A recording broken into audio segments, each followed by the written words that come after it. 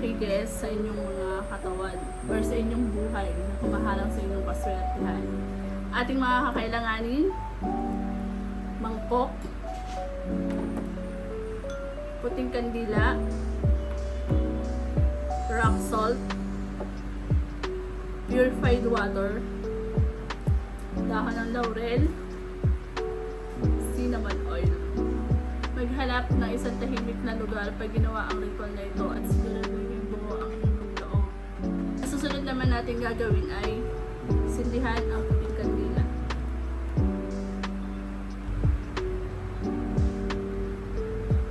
Hawakan ang puting mangkok.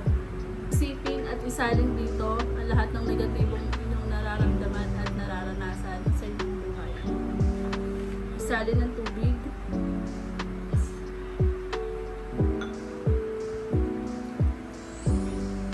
Maglagay ng asin.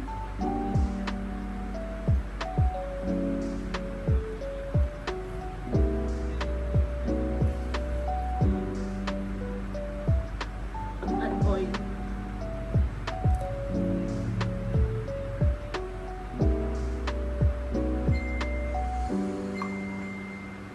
At 3 dahon ng laurel.